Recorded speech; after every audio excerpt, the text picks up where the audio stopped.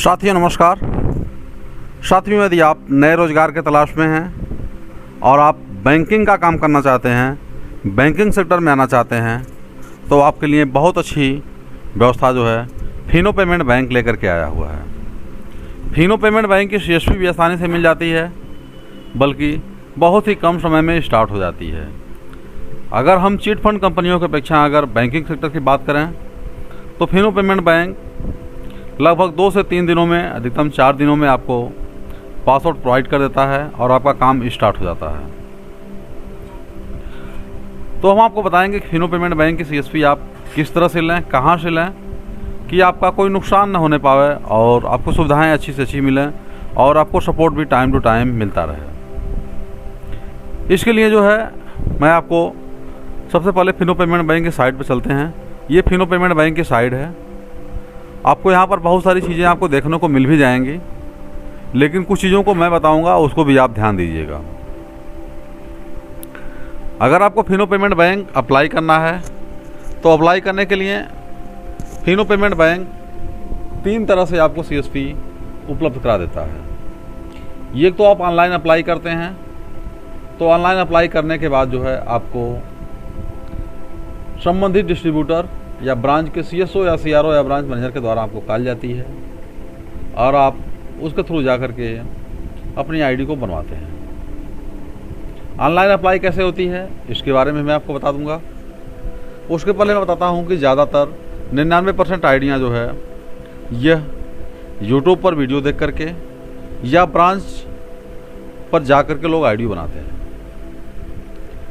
होता क्या है कि YouTube पर बहुत सारे लोगों को डिस्ट्रीब्यूटरों के नंबर मिल जाते हैं, ब्रांच के नंबर मिल जाते हैं, जिसके थ्रू वो कॉलिंग करके संपर्क करते हैं और वो ID अपनी बनवाते हैं। तो ये बहुत ही सीधा और आसान सा प्रोसेस होता है। मैं आपको जो बताने जा रहा हूँ, यहाँ पर बहुत सारे लोग ऑनलाइन ठगी के शिकार भी हुए हैं, पैसा भी उनका फंसा हुआ है, कुछ लोगों ने पैसा ज़्यादा भी दिया हुआ है। तो इसके लिए मैं आपको सबसे पहले बताना चाहता हूँ कि जो भी लोग फिनो पेमेंट बैंक की CSP चलाना चाहते हैं, लेना चाहते हैं, वो तो एक चीज़ ध्यान दें कि फिनो पेमेंट बैंक की CSP का कोई भी एक अस्थायी रेट अलग अलग प्रदेशों के अलग अलग जगहों के हिसाब से है। जैसे हम उदाहरण तौर पर अगर हम बात करें तो अगर हम यूपी के रहने वाले हैं, यूपी में अगर हम ID लेना चाहते हैं तो यूपी ईस्ट में जो है ID आपको मिल जाएगी लगभग 1500 में। वहीं अगर हम यूपी वेस्ट की बात करें तो यहाँ पर ID आपको 2000 में बनेगी। वहीं अगर हम VP सेंट्रल की बात करें तो वहाँ भी लगभग 2000 की ही प्लान चलते हैं। यहीं अगर हम बात करें बिहार की तो वहाँ पर भी मॉडल 2000 का ही सभी जगह पर चल रहा है।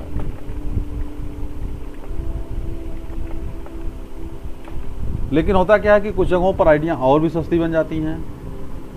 बनने के पीछे रीज़न होता है कि जो EP ईस्ट का डिस्ट्रीब्यूटर है, यह अगर बिहार में ID बनाता है या यूपी वेस्ट में ID बनाता है तो यह 1500 के प्लान में ही ID बना देता है। इसको बनाने का पावर होता है और इनकी ID चालू हो जाती है। तो इसलिए थोड़ा रेट का कन्फ्यूजन हमेशा होता है। तो मैं आपको बताना चाह रहा हूँ कि ID आप बना कहाँ सकते हैं। एक तो आप जो है डिस्ट्रीब्यूटर से बना सकते हैं। डिस्ट्रीब्यूटर से ID बना लेंगे। उसके बाद आप जो है ब्रांच के कुछ अधिकारी होते हैं जो ID बनाते हैं। डायरेक्ट आप ब्रांच पर अगर जाते हैं तो वहाँ पर मिलते हैं आपको CSO,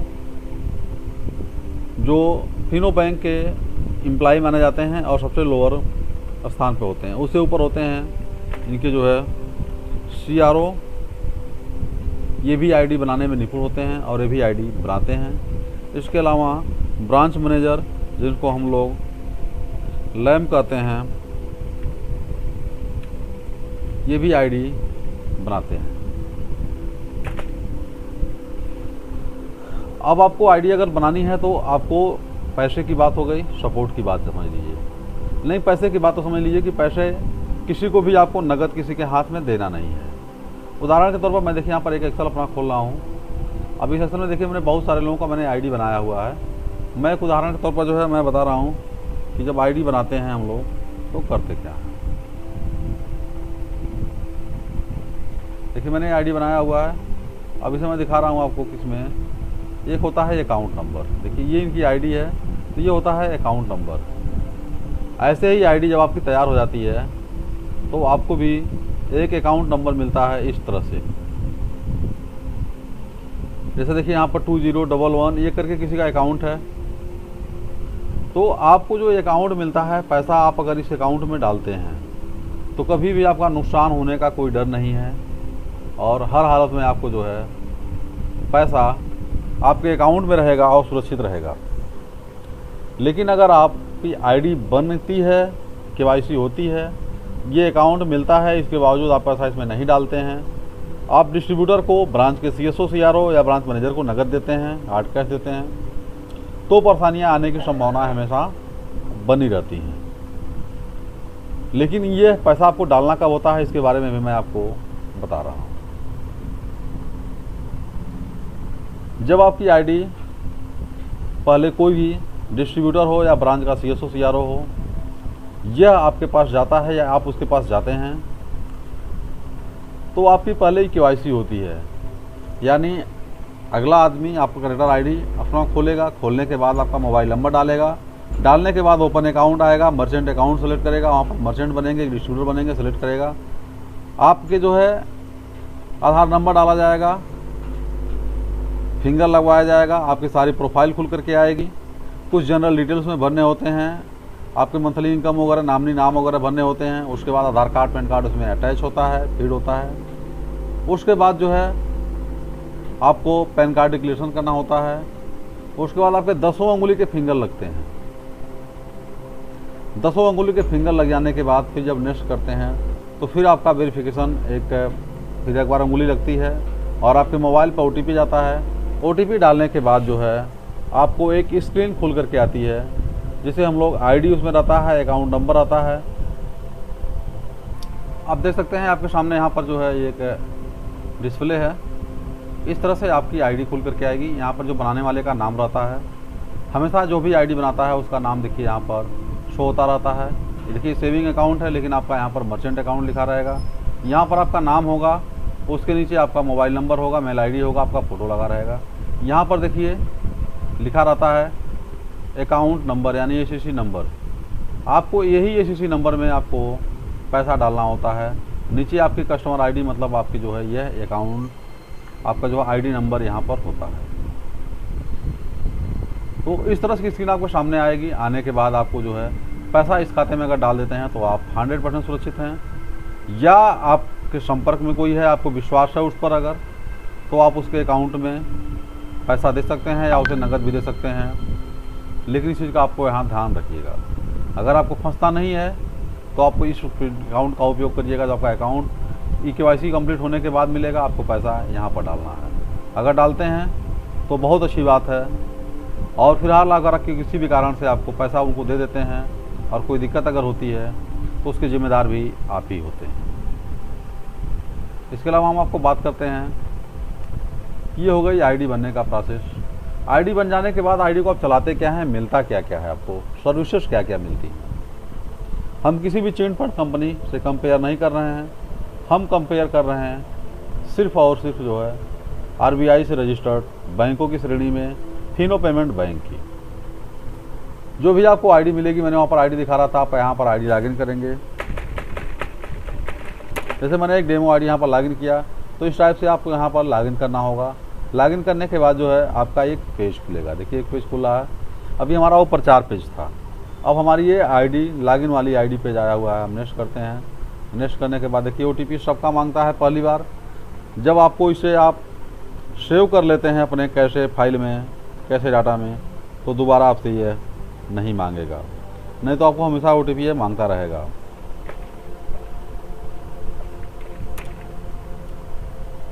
अब आपको पासवर्ड डालना है। जैसे मैंने पासवर्ड मैंने अपना सेव रखा हुआ है, तो मैंने यहाँ से नेक्स्ट कर दिया। हमारा प्रोसेस यहाँ से आगे स्टार्ट हो गया। देखिए हमारी ये आईडी हो गई। और हमारे आईडी में देखिए कितने पैसे हैं वो दिखा रहा है। हमारा में भी बैलेंस क्या है, इसका मतलब कुछ नहीं होता है, ये मंथली एवरेज बैलेंस होता है। इस बैलेंस से हमको कोई भी मतलब नहीं होता है। मतलब तब होता है जब हम इसके क्राइटेरिया में पहुंचते हैं तो हमारा कमीशन ज़्यादा बढ़ जाता है। यानी मंथली जो एवरेज है ये 50,000 से अधिक अगर होता है तो हमारा कमीशन थोड़ा सा बढ़ जाता है। ये हमारा जो अवेलेबल बैलेंस है जिसे हम काम करते हैं, ये हमारा मुख्य रूप से पैसा होता है। इसमें क्या क्या हमको सर्विसेज मिलती हैं, क्या क्या काम कर सकते हैं, इसके बारे में मैं आपको बता रहा हूँ। आपको मैं आईडी जो है खुला हूँ चूँकि लैपटॉप सिस्टम में, मोबाइल में और देखने में सुंदर होता है और बढ़िया ढंग से चलता है। अब इसमें आप देख लीजिए, माइक्रो एटीएम से निकासी करेंगे, एपीएस से निकासी करेंगे, कैश बाज़ार की सुविधा है, फिनो सहयोग की व्यवस्था यहाँ पर है जो है, ज्ञान कोष फिनो कोष की व्यवस्था यहाँ पर है। ये माइक्रो एटीएम जिनका चिप वाला है उनसे पैसा निकालने की व्यवस्था है। मर्चेंट सपोर्ट सबसे अच्छी व्यवस्था होती है कि हमारा सपोर्ट कौन करेगा। देखिए मैंने यहाँ पर क्लिक किया तो देखिए मेरे सामने खुल जाएगा कि मेरा सपोर्ट कौन करेगा। मोहम्मद तारिक खान ये हमारे जो है यहाँ पर सेल्स ऑफिसर हैं, दिव्यांशु हमारे जो है ब्रांच मैनेजर हैं। तो इस तरह से आप सपोर्ट भी करने के लिए आपको मिल जाता है। लेकिन फिलहाल अभी हमारे लोग ट्रांसफ़र हो गए हैं तो नया अपडेशन अभी तक नहीं हुआ है। तो इसके अलावा आपको डैशबोर्ड मिल जाता है, पेमेंट सर्विस मिल जाएगी, ट्रैक रिवीजन, अगर जब आईडी वगैरह खोलते हैं तो रिवीजन चेक करने का यहाँ पर ऑप्शन है, या रिवीजन में जो कन्फर्म आपको मालूम है कि मेरी ये आईडी रिवीजन में, आप वहाँ से खोल करके चेक कर लेंगे। ट्रांजैक्शन डिटेल अगर देखने का ऑप्शन यहाँ पर है, कैश इन और कैश आउट की क्या व्यवस्था आपकी है। इसके अलावा यहाँ पर रिपोर्ट की अगर हम बात करें तो रिपोर्ट यहाँ से देख सकते हैं, ट्रांजैक्शन स्टेटस जो है डिटेल्स निकाल सकते हैं, अकाउंट हिस्ट्री देख सकते हैं, लिमिट देख सकते हैं और ट्रांजैक्शन रिपोर्ट देख सकते हैं। तो फिनो पेमेंट बैंक एक बहुत अच्छी सुविधा देती है। किट मेजरमेंट, जो किट की व्यवस्थाएं होती हैं, कैसे आप ऑनलाइन ऑर्डर करेंगे, कैसे जो है कहाँ तक पहुँचा हुआ इसको देखेंगे। ज्ञान कोष एक अच्छी चीज़ है कि ज्ञान कोष में आपको कोई भी सर्विस को काम करने का आपको नहीं आता है तो आपको यहाँ समझाया गया है कि किस तरह से जो है पीडीएफ में किस तरह से आप जो है उस सर्विस को देंगे लोगों को।